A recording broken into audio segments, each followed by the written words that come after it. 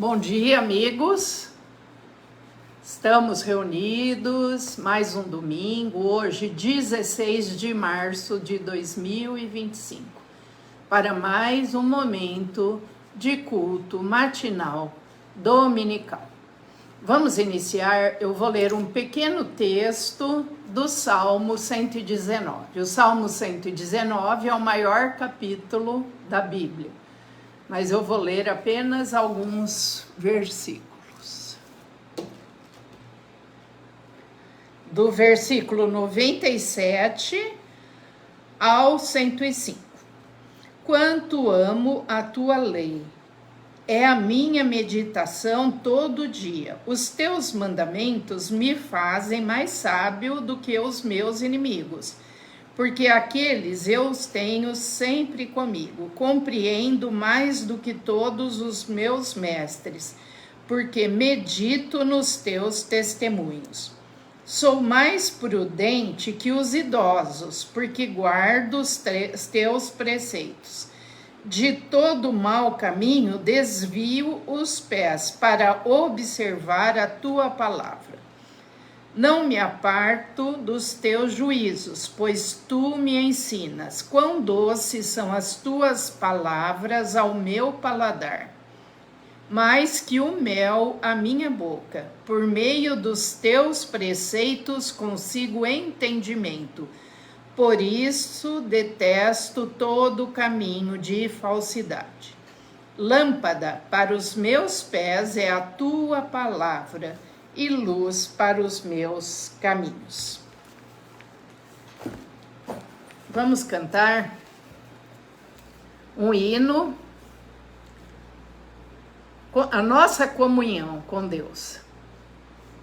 Preciosas são as horas na presença de Jesus, comunhão deliciosa da minha alma com a luz.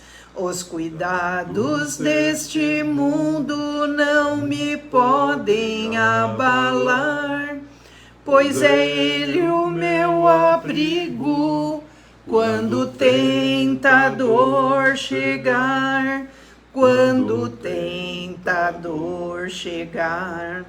Ao sentir-me rodeado de cuidados terreais, irritado e abatido ou em dúvidas fatais, a Jesus eu me dirijo nesses tempos de aflição, pois só Ele tem palavras de real consolação, de real consolação. Se confesso meus temores, toda a minha imperfeição, Ele escuta com paciência essa triste confissão. Com ternura repreende meu pecado e todo o mal. Ele é sempre o meu amigo, o melhor e mais leal, o melhor e mais leal. Se quereis saber quão doce é a divina comunhão, podereis muito bem prová-la e tereis compensação. Procurai estar sozinhos em conversa com Jesus.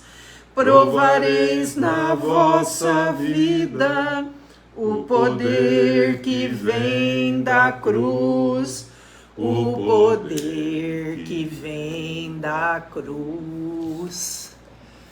Senhor nosso Deus, nosso Pai, quão preciosa é a divina comunhão que nós podemos ter com o Senhor. Preciosas são as horas na presença de Jesus, e a cada dia, ao levantarmos, queremos estar na tua presença, em comunhão com o Senhor, te louvando, te agradecendo, entregando todo o nosso caminho ao Senhor. Obrigada, Senhor, porque o Senhor disse: não vos deixarei órfãos, mas virei de novo para vós outros, vos enviarei o meu Espírito Santo, o Espírito da verdade. E é esse Espírito Santo maravilhoso que está conosco todo dia, nos consolando, nos ensinando e nos dando a paz que só o Senhor Jesus, só o Espírito Santo pode nos conceder. Vem, Espírito Santo, encha-nos com a tua presença, porque queremos a cada dia estarmos em plena comunhão com o Senhor. E durante o dia, estarmos a cada momento, nos falando com o Senhor, entregando cada uma das nossas preocupações, porque é o Senhor quem nos dirige os passos, e é o Senhor quem nos livra de cairmos em atalhos, em lugares perigosos. Por isso, Senhor, nos dirija a cada dia em tudo que fizermos, no trabalho, nas obrigações, Senhor, em tudo, que o Senhor nos dirija, nos guarde. Dê-nos a tua bênção neste dia, neste primeiro dia da semana, no domingo, que é o dia do Senhor. E que tenhamos um domingo abençoado. E assim, toda a nossa semana entregamos ao Senhor. Abençoa-nos neste momento que teremos o estudo bíblico. Dá ao Michel discernimento, sabedoria. Abre o nosso entendimento para retermos todas as informações que o Senhor nos concede através da tua palavra, e que essa palavra faça vida em nós. Ó Senhor, também te peço por aqueles que estão passando por necessidades, por tribulações, por enfermidades. Ó Espírito Santo Consolador, esteja com eles, dando a tua luz, e que eles possam olhar para o Senhor. Atende, Senhor, a todos esses aflitos. Eu te peço, eu te agradeço por tudo, em nome de Jesus. Amém. Amém.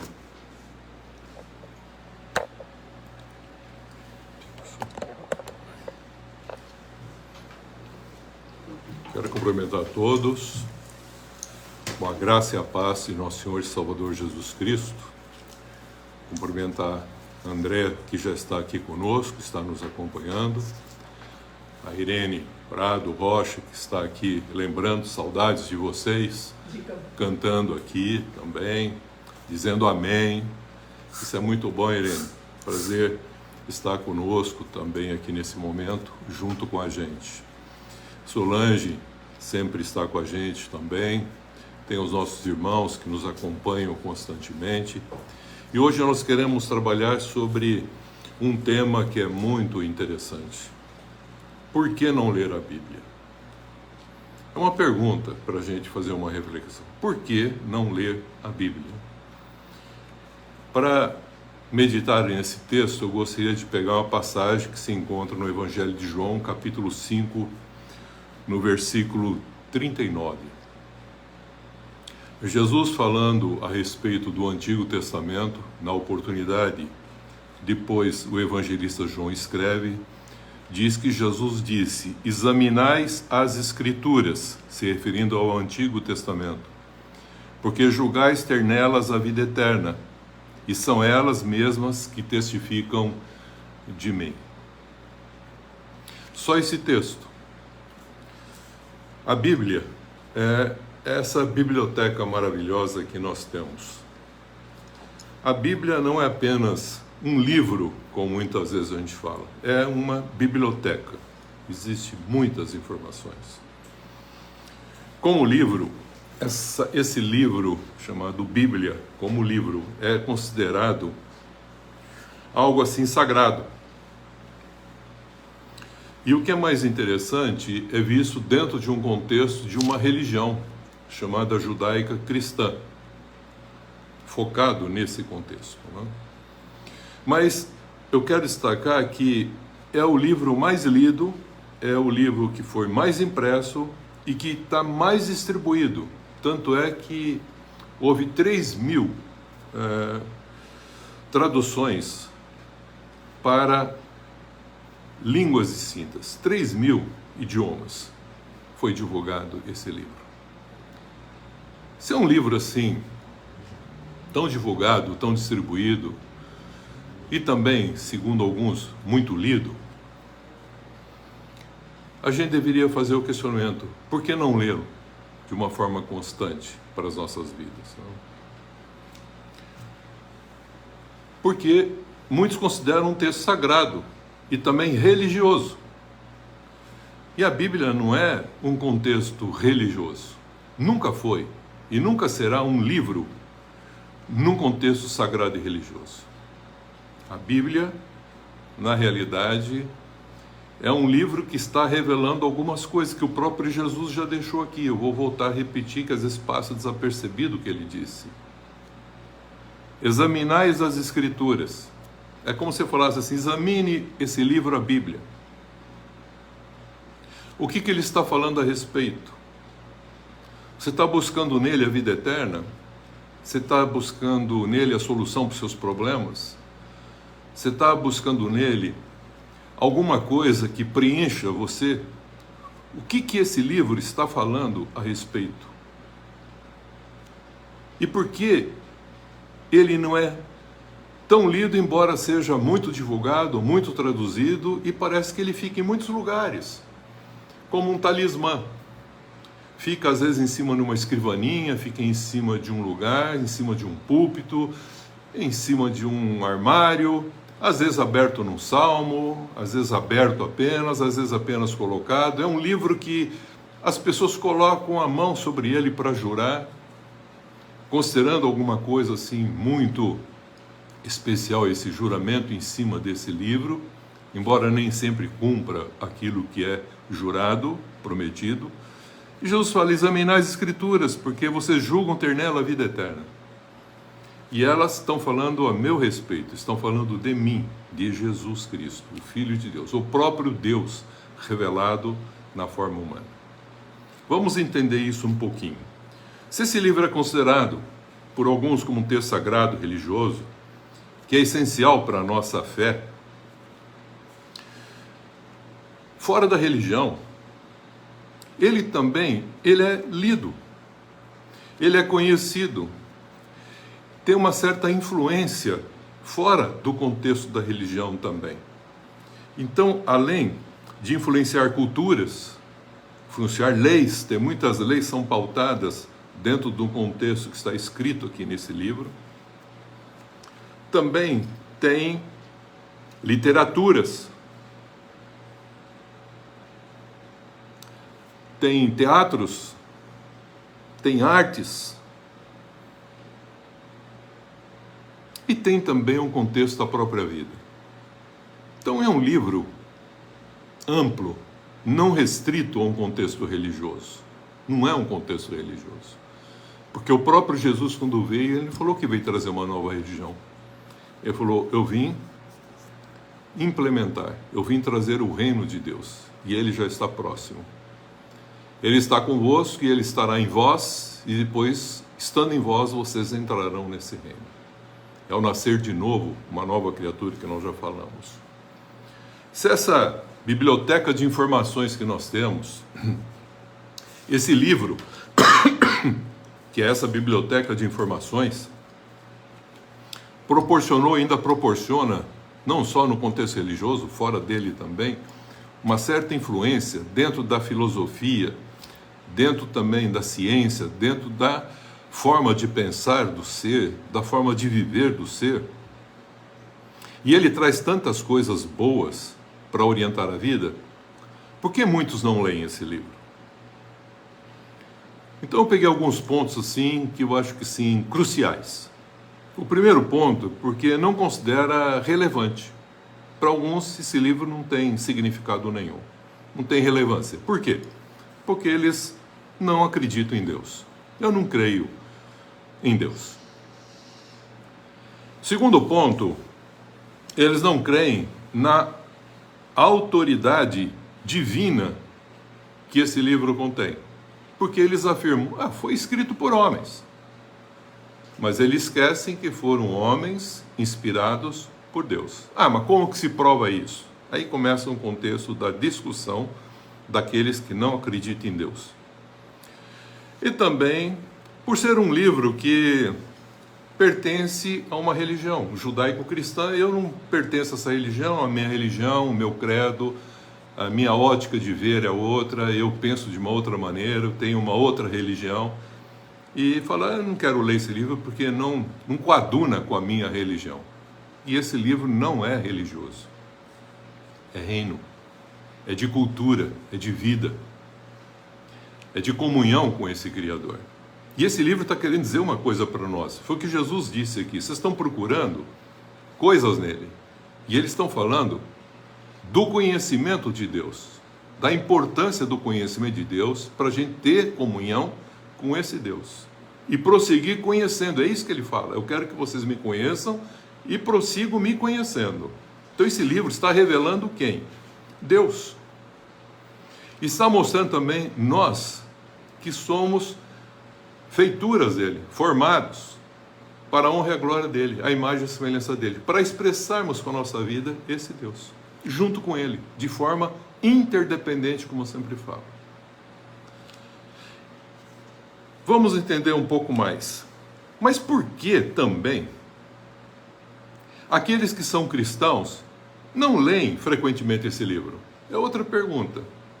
Tem uns que não leem porque eu já disse, é por causa que não creem em Deus, é porque não creem na autoridade dessa palavra, isso não é de Deus, foi escrito por homens, é um livro qualquer, e por ser um livro que pertence a uma religião que não é a minha. Pronto, esse é um grupo de pessoas.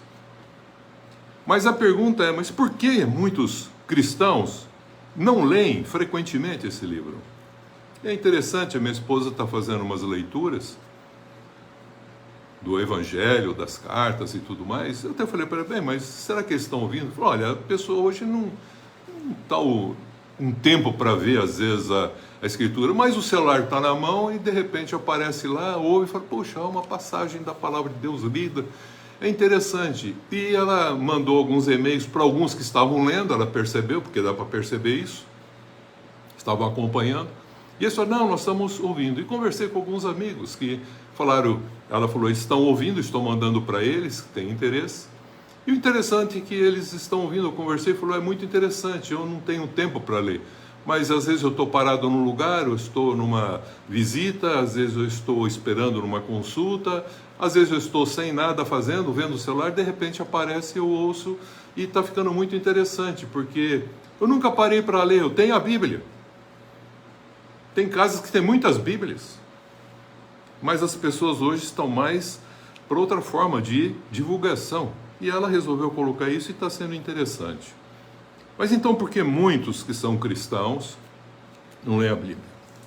Primeiro, nós temos o contexto da dificuldade da compreensão.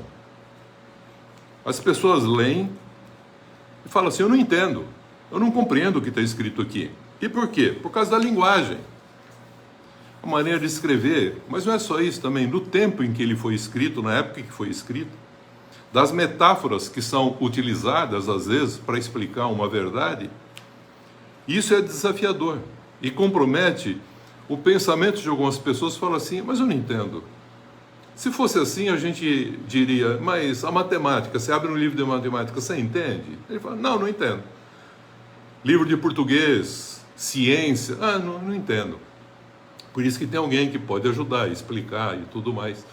Mas o importante é ler, é estudar. Tem muitos autodidatas, tem muita gente que começa a aprender a ler com a Bíblia. Eu quero entender esse livro maravilhoso que falam tão bem dele, mas eu não sei ler. Veja como é interessante. Mas o que é mais interessante ainda é que por experiências negativas com a religião, veja bem, com a religião, com os líderes religiosos e com frustrações com o próprio Deus, que falaram para essas pessoas que ele age dessa maneira, que se elas se comportando assim, Deus faria para elas o que elas gostariam. E não faz. Criam pensamentos de Deus, buscam esse Deus e criam dentro dela um sofisma na sua mente, de um Deus que está a serviço do homem, e não um homem formado para, junto com Deus, administrar esse universo. Por não entenderem isso, a gente percebe que elas acabam preferindo outras literaturas, outras fontes de informação. Hoje, muito comum com o contexto do iPhone, da internet e tudo mais, né? E elas buscam respostas espirituais, citam coisas que estão nesse livro, mas não querem ler o livro. Falam de Deus, buscam ter uma vida melhor, mais plena, uma vida moral, uma vida intelectiva. Então eles vão procurando outras fontes e não percebem que há uma riqueza muito grande em toda essa biblioteca que é a Bíblia. Principalmente as pessoas buscam para a solução dos seus problemas e para suas necessidades, para resolver e satisfazer as suas necessidades. Deus não se importa com esse tipo de comportamento, mas Ele quer que a gente cresça. Ele quer que a gente conheça Ele e prossiga conhecendo Ele. E por causa disso, por causa de experiências negativas na religião, com líderes, com os dogmas que se criam, acontece que há uma interpretação muito grande. Por isso que eu falei em teologia sistemática. Há muita interpretação, cria-se muitos dogmas. E esse Deus, que ele é simples e se revela de uma maneira assim clara, e ele se revela para aqueles que assim o buscam, buscar-me-eis e me achareis, se revela não são do Espírito Santo, porque quem vai revelar é o Espírito Santo. Os homens podem ajudar o caminho, mas eles não revelam, eles apenas ajudam, orientam, porque esse é um livro pedagógico, e as pessoas acham isso aqui de uma forma totalmente distinta, dentro do contexto religioso. E por causa dessa diversa contradição que acaba acontecendo de interpretações, essa teologia chamada sistemática deixa de ser sistêmica, da pessoa ter uma compreensão clara desse Deus perceptível pelas próprias coisas criadas, inclusive, que ele diz na sua escritura a respeito disso. E acabam gerando o quê? Doutrinas, dogmas, sofismas na mente das pessoas a respeito de um Deus que muitas vezes elas pedem para ele fazer alguma coisa, ele não faz, ela fala, vou mudar de Deus. Vou pegar um Deus que é mais forte, esse Deus aqui é muito fraco. E o que acontece com essas pessoas? Elas acabam ficando com esses pensamentos sofismáticos e falam assim, eu não vou ler mais esse livro, porque parece que não tem significado. E também não sei quem seguir, porque cada um fala de um jeito. Uns falam que tem que se comportar assim, outros falam que tem que se comportar assado, outros falam faça isso, outros falam não, não faça isso. Outros falam assim, você tem que fazer, outros falam não, você não tem que fazer nada, você tem que ser só. E há uma certa colocação que cada um coloca dentro da sua forma de ver, que leva essas pessoas a não saberem para onde caminhar, ficam perdidas. Sendo cristãos, perdidos e não sabem para onde ir.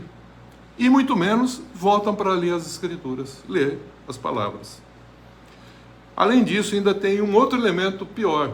As pessoas que estão se achando conhecedores de tudo isso, como os antigos religiosos judeus, agora os cristãos estão fazendo as mesmas coisas, que estão julgando e criticando certos comportamentos, certas pessoas, sem entender o amor do Pai, como eu falei a vez passada.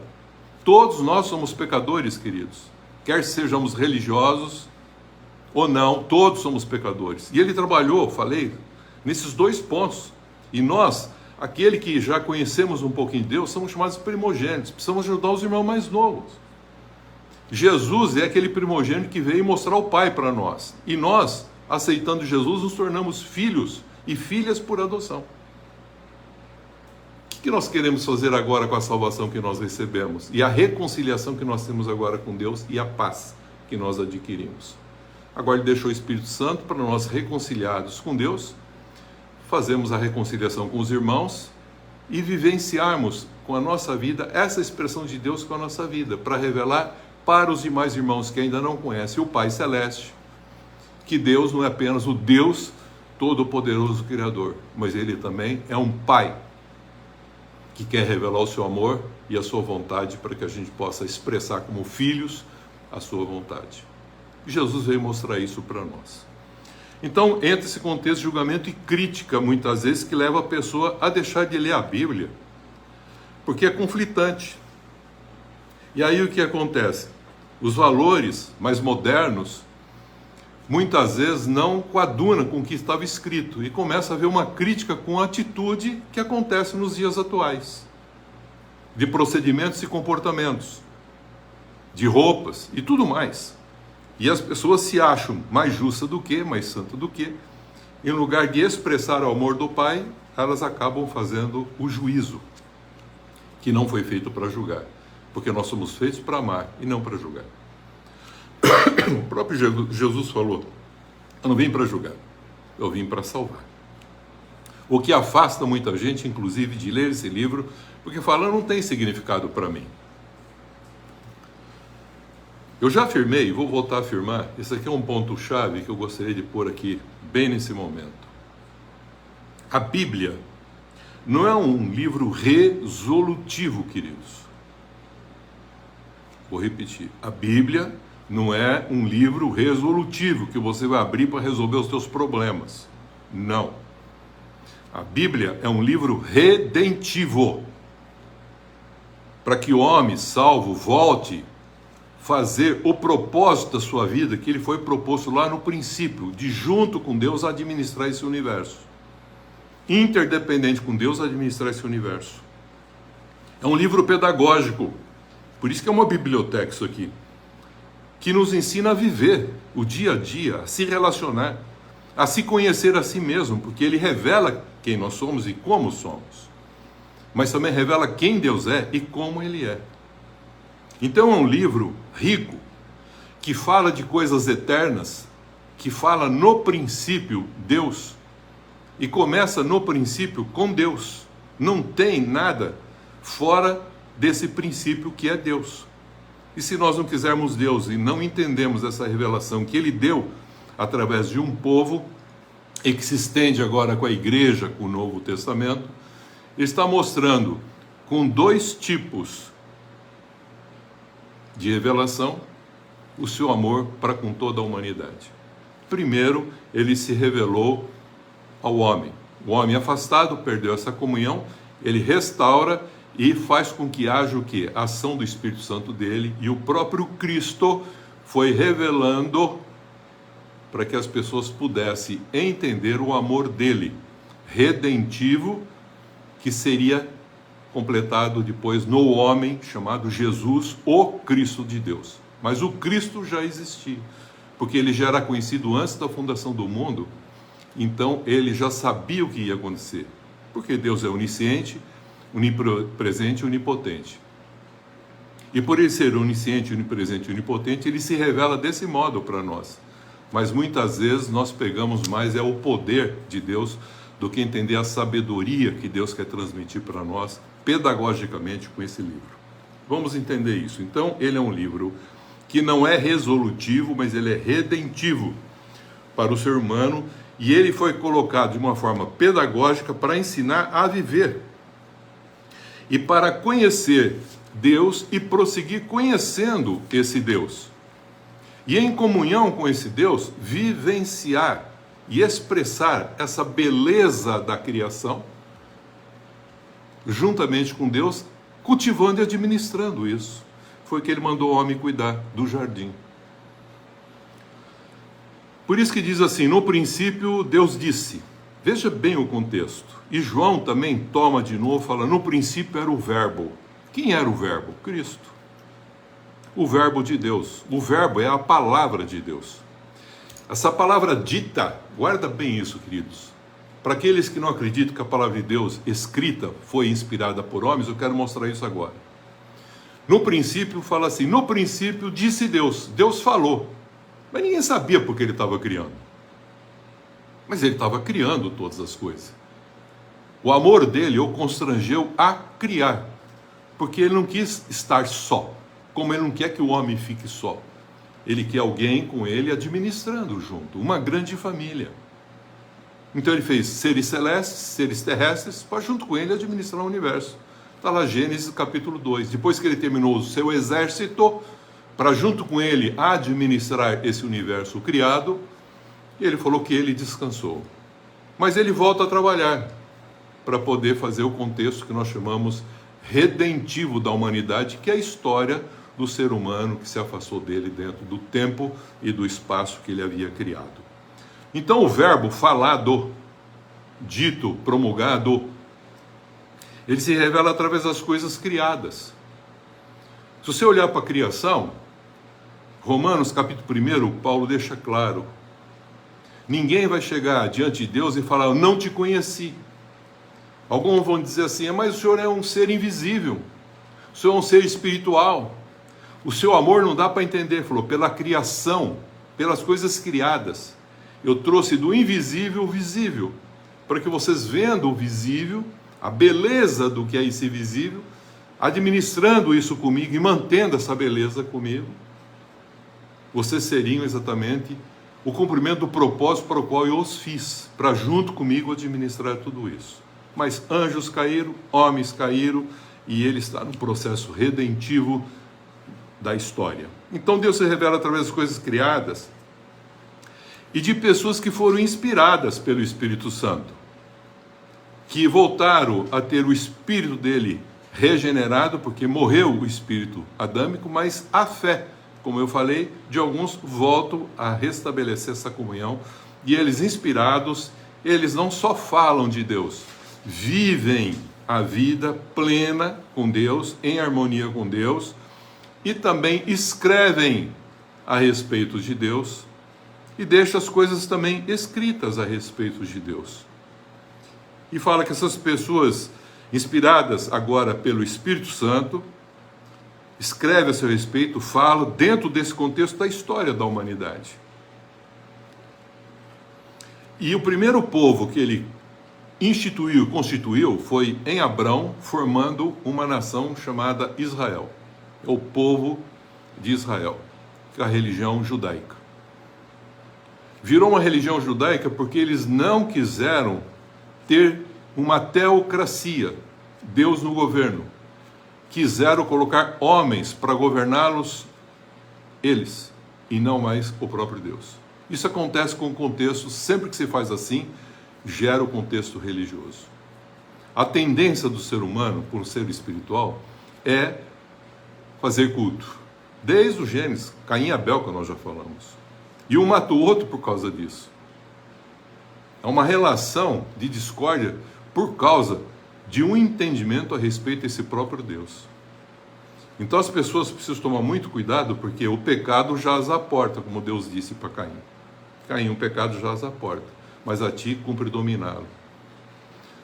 Ele explica tudo isso, eu não quero entrar agora nesse pormenor, mas é interessante entender o sentido da própria história. Então ele pega Israel como um povo dele, como uma nação, e ele revela, ele dá leis, orienta, tira de um lugar, leva para um outro e fala assim, agora vocês são a expressão minha para todas as nações.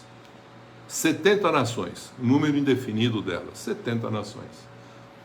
E eles não cumpriram esse propósito porque eles se fecharam.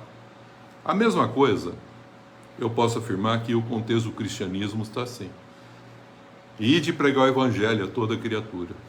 E as pessoas estão se fechando nas suas denominações, seus dogmas, nas suas doutrinas, se achando melhor e, consequentemente, não estão formando filhos para Deus.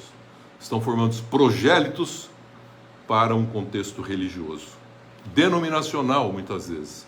Não sou contra o contexto da denominação, da religião, não sou contra isso, não. Só estou falando que o homem se fixa nisso e perde a noção do reino de Deus. Um dia eu vou falar só sobre o contexto do reino de Deus.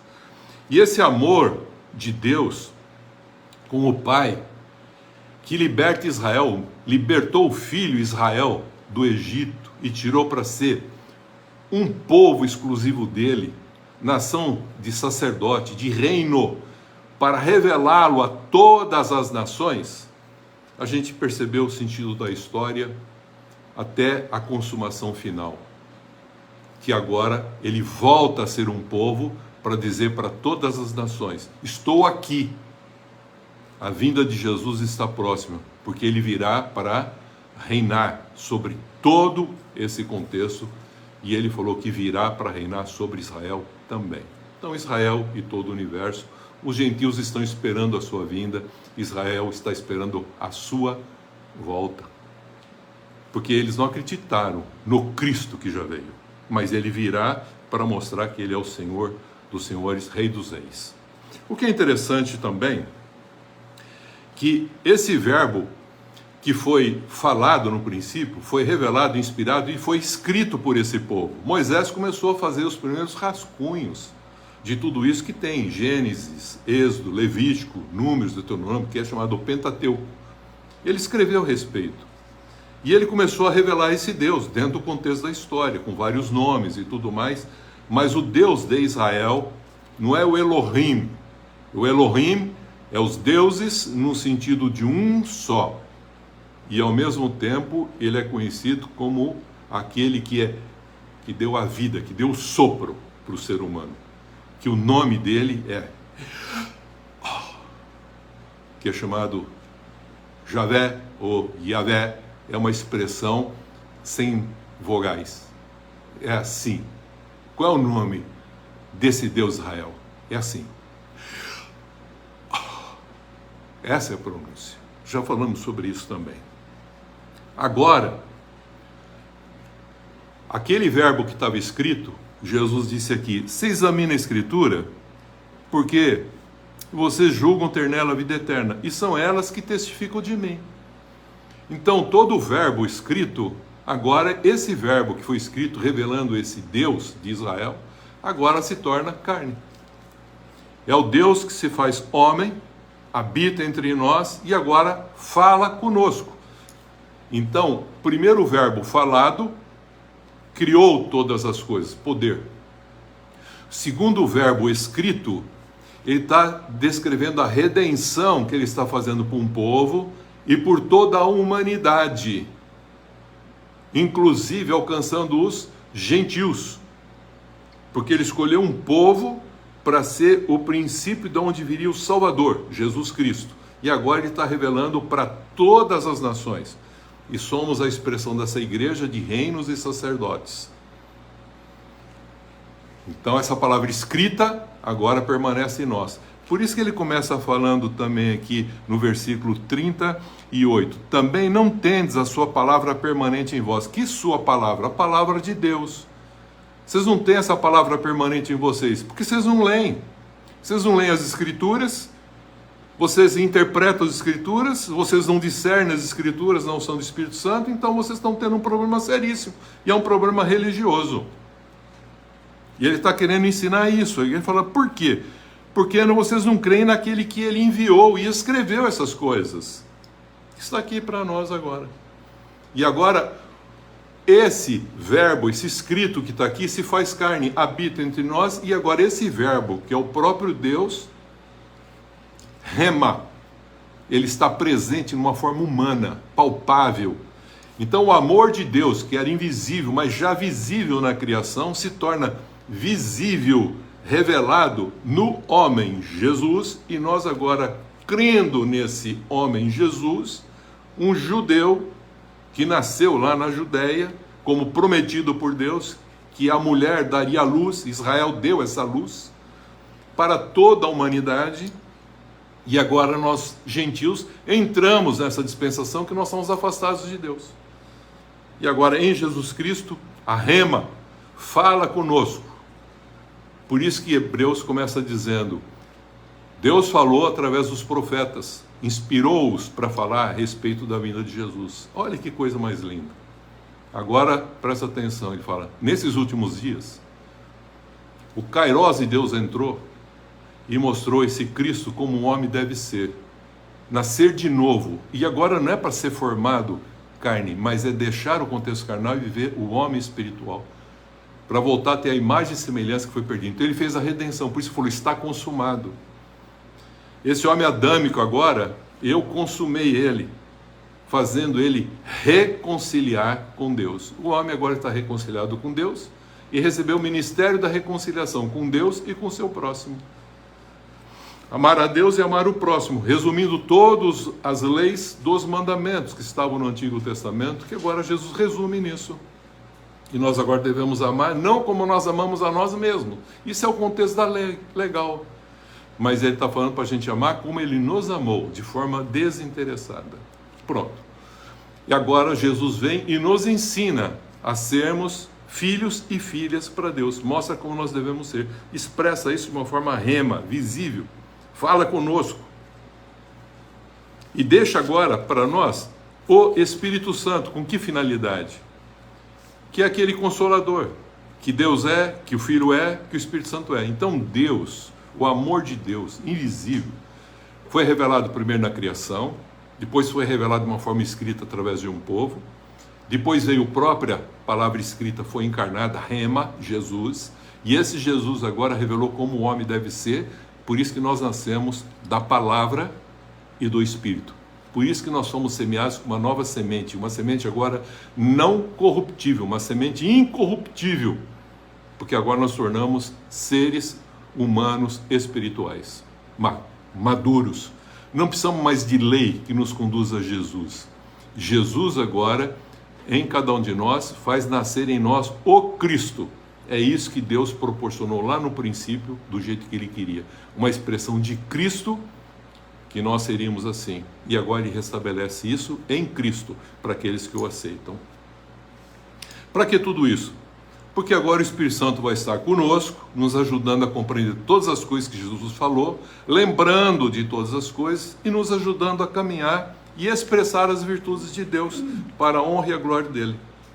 Louvado seja Deus que escreveu por meio de homens inspirados a revelação do amor de Deus Pai na criação, a graça de Deus Filho na revelação em Jesus Cristo e a comunhão que o Espírito Santo hoje nos proporciona para que a humanidade possa conhecê-lo como Deus Pai, que é o Criador, Deus Filho, o Redentor em todo o contexto da história, e Deus Espírito Santo em cada um de nós, para expressar as virtudes de Deus em amor, graça e comunhão, para que a glória de Deus seja manifestada. Por isso que Ele nos comprou para sermos reinos e sacerdotes. Reinos, a expressão desse reino, para que agora o reino de Deus em nós sejamos uma expressão dele. E depois entrarmos definitivamente nesse reino e para a glória de Deus. Agora nós temos parte disso já em nós e depois nós entraremos nele. Porque nada é possível ter pleno sem antes ter em nós a vontade de estar nessa plenitude. Então agora temos vida plena e depois teremos a vida eterna. O Espírito Santo sempre estava com os homens. Mesmo no Antigo Testamento, as pessoas que faziam as coisas de Deus para Deus e escreviam a respeito de Deus eram inspiradas pelo Espírito Santo, mas tinham revelação do Cristo já, de uma forma teofânica, para entender esse amor redentor que seria revelado. Já existia isso. Também falamos a respeito disso. Então nós vamos ver que a vontade de Deus e o plano de Deus não podem ser frustrados. Foi o que ele falou para Jó. Jó, eu quero dizer para você que os meus planos não podem ser frustrados. Se você entrar no meu plano, você vai entender a grandeza onde você entrou. Mas nunca usa Deus ou procura nas palavras de Deus encontrar solução para os seus problemas. Não, a palavra de Deus é com Deus. Você é aquele que é capaz de resolver todos os problemas com Deus. É isso que ele fez para que a gente fosse o quê? Responsáveis. Por isso que ele deu o quê? Guarda, cultiva, e os homens deixaram de fazer isso. Por que tudo isso? Para sermos a expressão desse reino. E expressar com a vida de sacerdote O que é uma vida de sacerdote? É tudo aquilo que você faz com amor. Você não faz por dinheiro, você faz por valor. Na tua profissão, tudo que você fizer, tudo. Por isso que a gente deve preparar as pessoas, lendo esse livro maravilhoso, que é uma biblioteca, que ajuda com sabedoria, entendimento, compreensão, forma de viver. Tem provérbios, tem Eclesiastes, tem muitas coisas aqui, que tudo é focado numa pessoa que é Jesus, o Cristo de Deus. Sabedoria de Deus e o poder de Deus, está tudo ali. E se você tiver Ele, você tem tudo isso, você tem a vida, você tem a ressurreição, você tem tudo mais, porque tudo está nele. Porque tudo foi feito por Ele, nele e para Ele. Então quero concluir dizendo que nessa expressão do reino, que Ele nos chamou para sermos reinos sacerdotes, e Jesus nos comprou para isso, agora a vida sacerdotal é uma vida que você faz tudo por amor. Desde o serviço mais simples, domiciliar, em casa, no trabalho, na sua vida, até a tua profissão. No seu trabalho, aonde você estiver, Ele diz, faça tudo como se fosse para o Senhor. Você é uma expressão desse Deus agora, para ser uma expressão dele nesse mundo e revelar Ele aonde você se encontra. Por isso que Ele nos comprou para sermos reinos sacerdotes. E é para isso que nós estamos aqui como igreja, para ser essa expressão. Por isso, Ele nos comprou com o seu sangue e Ele falou, eu quero que vocês agora continuem a expressão minha. Como um filho unigênito se tornou primogênito de muitos irmãos, agora vocês como filhos e filhas de Deus, que Ele me proporcionou, para que essa semente incorruptível, o Cristo, nasça em cada um de nós e que a gente seja uma expressão desse Cristo aonde estivermos. Por isso que a igreja é o corpo de Cristo, comandado pelo Cristo, e que quem comanda o Cristo é o Pai, que comanda o Cristo, e o Cristo comanda o quê? O corpo, a igreja. Somos a esposa do Cordeiro. A revelação que nós somos uma continuidade da expressão e um complemento desse homem chamado o último Adão, Jesus Cristo. Segundo e último. Para tanto, reconciliados com Deus e na unção do Espírito Santo, cada pessoa que se identifica com Jesus Cristo passa a ter uma natureza espiritual santa, pura, de retidão. Também, por ser santo, se torna imutável, persevera na fé, tem vida eterna já, antegoza o contexto do paraíso, e como santo e justo, ama e usa da misericórdia, porque tem paz. Por isso que ele fala, segui a paz com todos, você já tem a paz. A paz é da tua reconciliação com Deus, Jesus já proporcionou. Você já tem, então segue a paz com todos. Mas nem todos querem a paz, mas você segue, você tem a paz, você pode dar. E a santificação, que é esse processo que nós estamos vivendo. Esse processo que o Espírito Santo vai trabalhando para sermos cada vez mais parecidos com Jesus. Uma expressão de Jesus. Para sermos essa expressão desse Cristo, agora como um filho, uma filha de Deus, para que os demais possam conhecer Deus como Pai. Por isso que eu falei, no último estudo, um pai tinha 2 filhos. Eu quero fechar hoje, mais uma vez, dizendo, esse pai, Deus, ele tem 2 filhos. Um mais velho sempre, primogênito, e um mais novo. Mas ele não se importa ser primogênito ou mais novo, mas ele sempre fala, consagra o primogênito, porque o primogênito é aquele que é responsabilidade sobre os demais da família. Mas ele não vê o contexto como as pessoas veem a primogenitura. Ele vê o coração das pessoas. Não importa se é primogênito ou não. Se o coração do primogênito for bom, Deus assim o fará. Se for do jovem, também assim o fará. Deus vê o coração.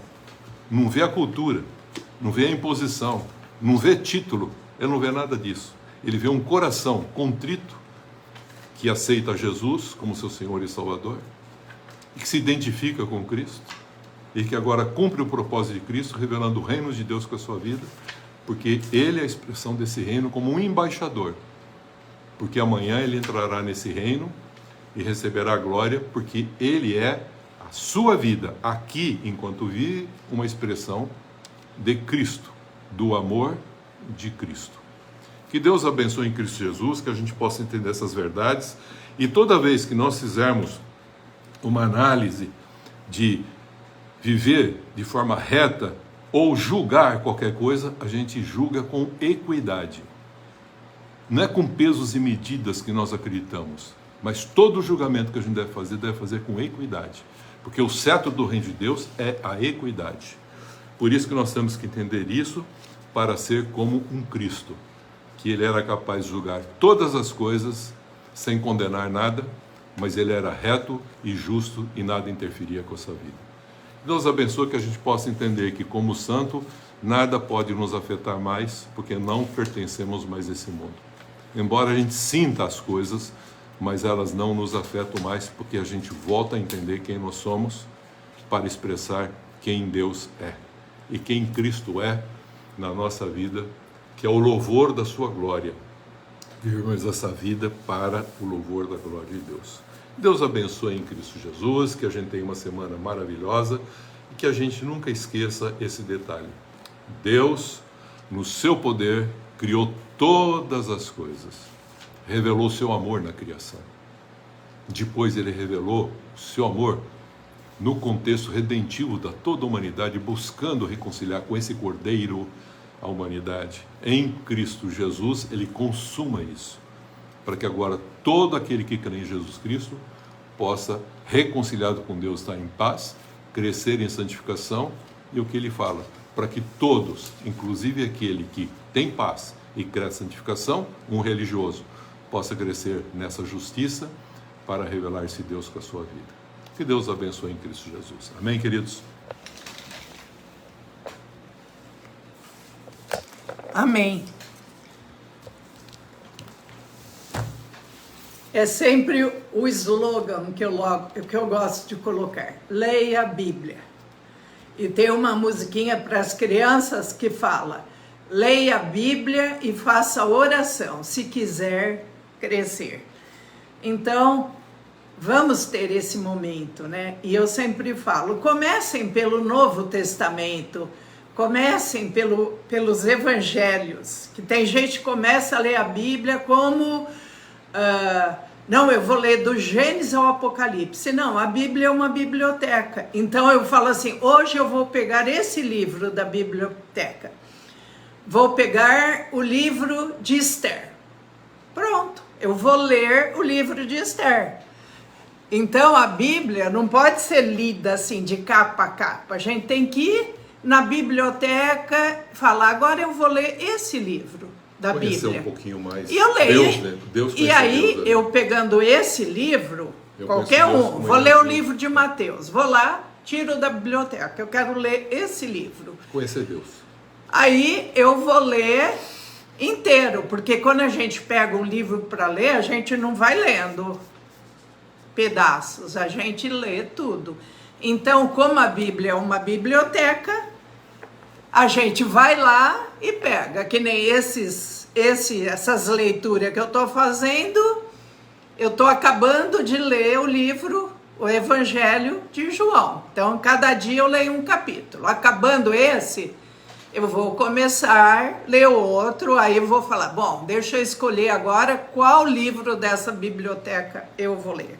Então, é assim que a gente lê a Bíblia. E não. Conhece Deus. Ah, não, é um livro... Então começa lá no Gênesis para ir até o Apocalipse. Você se perde no caminho. Então vamos pegar livros da Bíblia. Eu vou ler esse livro da Bíblia. Que Deus abençoe a cada um de nós, nos orientando. Só uma coisinha, se você não entender quando você lê, guarda no bolso. Vai lendo. Um dia o Espírito Santo vai encaixar isso certinho e fazer uma grande maravilha na revelação. Amém? Senhor nosso Deus, amém. Nosso Pai, nós te louvamos, te agradecemos por esses momentos preciosos que passamos aqui, ouvindo, crescendo no entendimento de tudo aquilo que o Senhor quer revelar para nós.